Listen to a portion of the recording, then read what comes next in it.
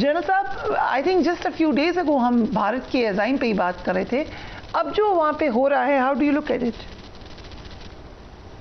देखिए, ये वाकया तो अभी थोड़ी देर पहले रिपोर्ट हुआ न्यू दिल्ली वाला। इससे पहले आज सुबह उन्होंने लीगली ऑक्युपाइड कश्मीर में उन्हें 360 केजीज RDX पकड़ा है, जो दावा है उनका। और उससे लिंक्ड एक डॉक्टर है जिसका कहा जा रहा है कि ये पाकिस्तान की बिहाफ पे ये काम कर रहे थे यहाँ पर। तो आप उसको जोड़िए, जो हुआ इसको जोड़िए, फिर बिहार के बारे में आप ने बात कर ही दी है। और एक और बात भी जो मैं बार बार आपके प्रोग्राम पे भी, अगर आपको याद हो, पिछले मैंने कहा था कि भारत बाज आने वाला नहीं है, क्योंकि जितनी भारत की सुबकी हो चुकी हुई है, जो बार बार भारत को इस चीज का एहसास, और नहीं तो डोनाल्ड ट्रम्प साहब तो बाज नहीं आते बार बार, वो भारत को एक्चुअली है ना, गोडिंग Bharat India into an action. और वो ये मोदी साहब के लिए मजबूरी है कि अगर वो नहीं रहते तो मोदी साहब तो खैर is going away from the scene anyways. तो उसके बाद जो नई टीम जो इसकी जगह लेने की तैयारी बैठी हुई है, वो भी इससे ज्यादा हार्ड लाइनर्स हैं वो लोग। चाहे आप आदित्य नारायण को ले लीजिए, जिनके बाकी जो दूसरे लोग हैं उनको ले लीजिए आप। तो इसलिए एक एक्शन होना पाकिस्तान के खिलाफ कुछ ज्यादा मेरे लिए हैरान को नहीं होगा।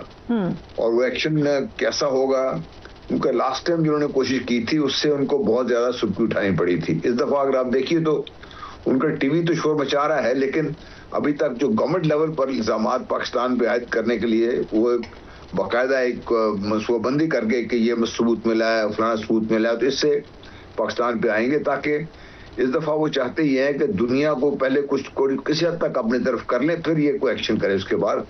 तो मेरा ख्याल action is against Pakistan should be expected in the next few days.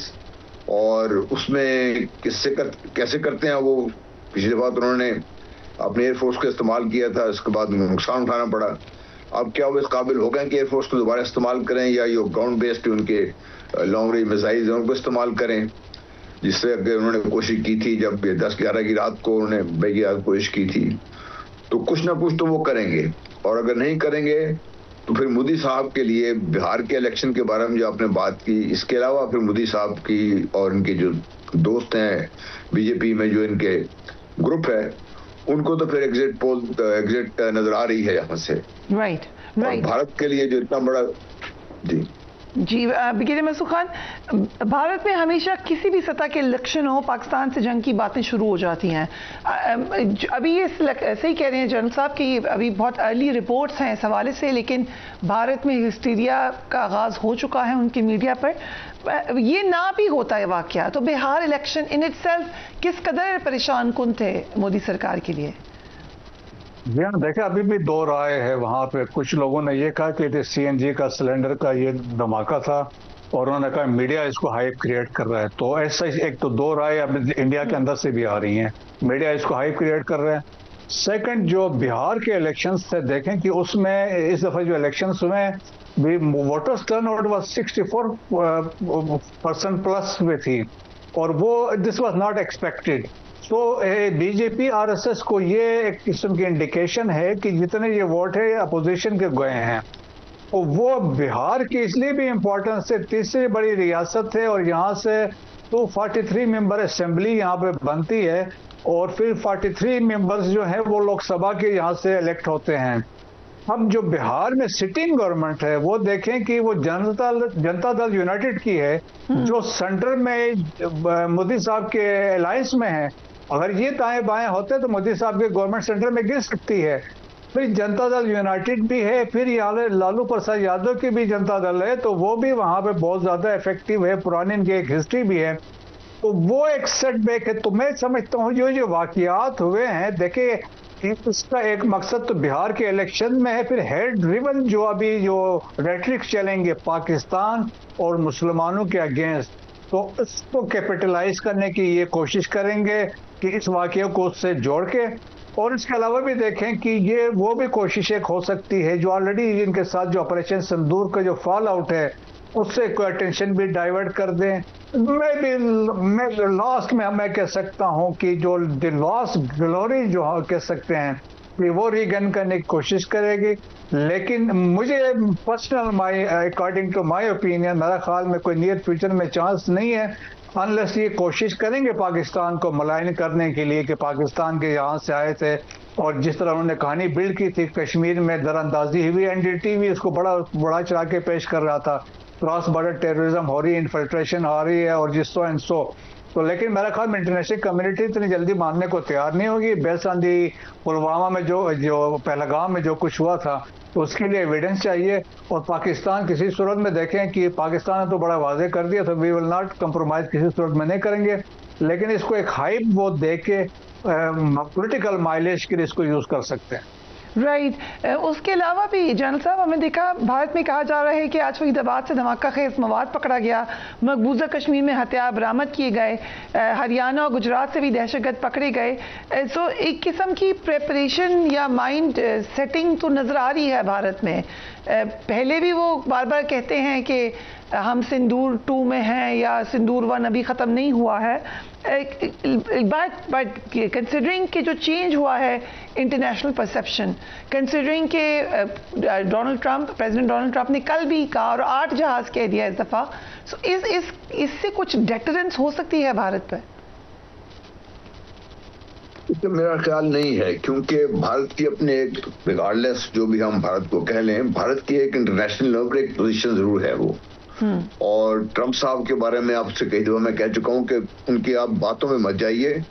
देखिए उन्होंने ऑलरेडी मोदी साहब को पिछले दिनों उनका बयान आ रहा था कि भाई मोदी साहब के साथ हमारे मामला सारे तय हो गए हैं, ही इज ए फ्रेंड और माइट इवन विजिट इंडिया।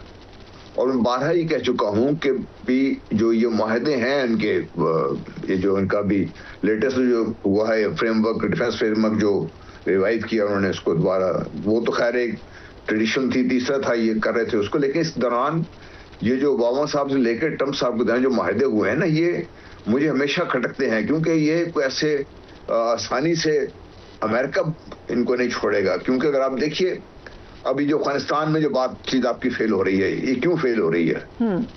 इसमें अगर आप अमेरिका के 3-3.5 बिलियन डॉलर ट्रंप साहब को निकाल दें, अमेरिका को निकाल दें, ट्रंप साहब को छोड़ें आप, और भारत को निकाल दें, तो फिर अफगानिस्तान के पास कोई जवाब रह नहीं जाता कि बातचीत के जरिए पाकिस्तान के साथ मामला को हल करे। अब तो वो खुद भी अपने आप को एक किस्म का होस्टेज बन गया है ना अफगानिस्तान। तो इसलिए भारत से अगर ये हम तोक़ा रखते हैं कि वो कोई सेंसिबल बात करेगा, या दुनिया से हम ये तोक़ा रखते हैं कि वो भारत को रोक के रखेगा, मेरा ख्याल है कि हम थोड़ा ज्यादा अपने आप को we out playing our own hand. क्योंकि मोदी साहब ने पाकिस्तान की तारीफ जरूर की है, लीडरशिप की तारीफ जरूर की है, लेकिन उसको ट्रांसलेटेबल या कोई एक्शन ऐसा जिससे पाकिस्तान का वाकई को फायदा हुआ हो, वो अभी तक आपको नजर नहीं आया किसी तरीके से भी।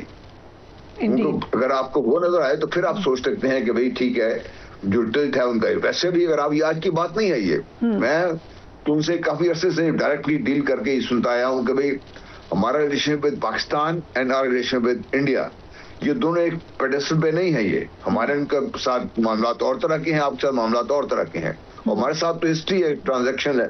तो इसलिए I would be very very careful कि भाई अमेरिका उनका साथ नहीं देगा। अगर अमेरिका साथ नहीं देगा, बरतानिया साथ नहीं देगा, फ्रांस में साथ नहीं देगा, तो भाई भारत ने इतना कुछ हंगामा खड़ा क्यों किया होगा? क्यों वो सब कुछ अफगानिस्तान के लिए पाकिस्तान के खिलाफ कर रहा है? क्यों उसको इजाजत दी गई कुछ करने के लिए? क्यों बरतानिया जो इस इलाके में नायब का किरदार अदा कर रहा है अमेरिका का, क्यों वो उनको गोड कर रियाज दे? तो मेरे ख्याल है कि ये we have to put everything in a proper shape. जब तो फिर आपको नजर आता है कि भारत के लिए कंपल्शन सी है कि वो कुछ ना कुछ करके दिखाए दुनिया को कि आप कुछ ना कुछ जो इकट्ठा कर रखा है, इतने पैसे इकट्ठे कर रखे हैं, इतने जो सो कॉल्ड आपने हथियार इकट्ठे कर रखे हैं, क्या कर रहे हैं आप? मार खा के बैठे हुए यहाँ से भी। राइट। सो बिगिरे साहब, पाकिस्तान अफगानिस्तान के मुज़ाकरात तो नाकाम हो गए हैं, लेकिन अब तुर्किया की जानिब से एक अहम वफ्द पाकिस्तान आएगा जिसमें तुर्क वज़ीर ख़ारजा, वज़ीर दिफा और इंटेलिजेंस चीफ शामिल होंगे। क्या हम उम्मीद कर सकते हैं कि इस मरतबा सालिस मुआहदा करवाने में कामयाब हो जाए? देखें जी, पीछे जो बातचीत हुई दोहा में भी देखा, हमने इस्तांबुल में भी देखा, डिस्पाइट ऑल आवर सिंसियरिटी, और हमने जिस तरह फैसिलिटेट करने की कोशिश की, इररिफ्यूटेबल एविडेंस दिया, और this evidence was endorsed by Turkiye और कतर और तुर्किया के जो वहाँ पे मीडिएटर्स थे, और वो ये पॉइंट बाय पॉइंट वो डिस्कस करते रहे, उनके सामने कंटेस्ट करते रहे हैं।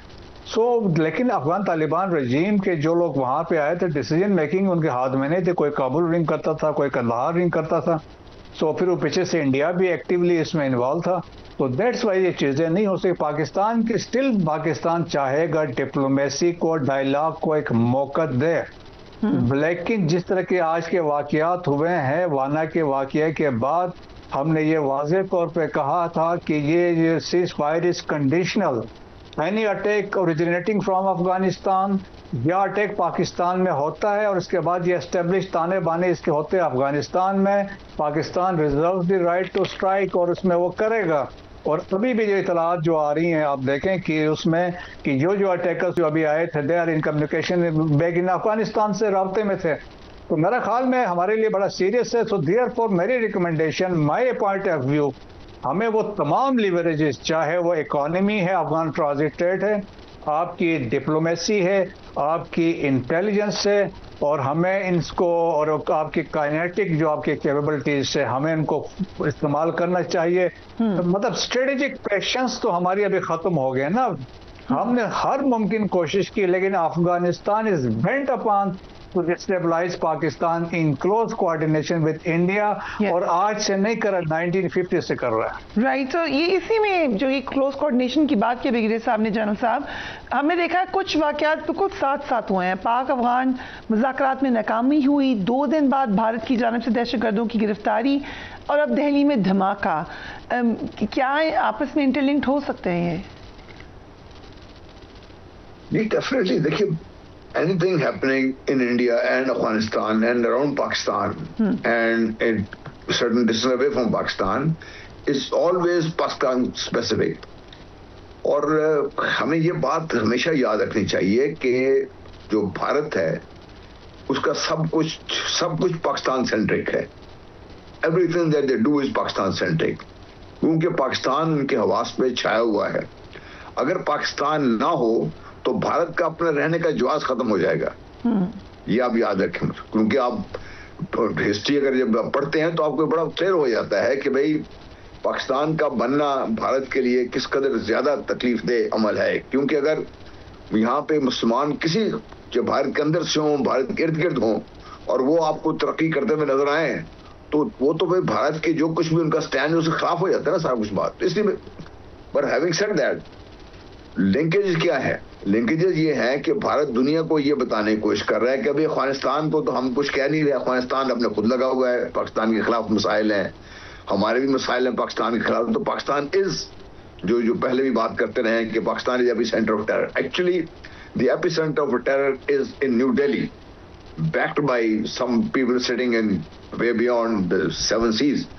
तो ये मैं बार बार ही कह, जब तक आप ठीक है तालिबान को जो भी आप सजा देना चाहें दें उनको सजा, लेकिन जब तक भारत में न्यू दिल्ली में बैठे हुए लोगों को तकलीफ नहीं होगी, जब तक वो खुद वो नहीं बाज आएंगे, तो पाकिस्तान के लिए ये एक जंग, एक मुसलसल एक जहद रहेगी।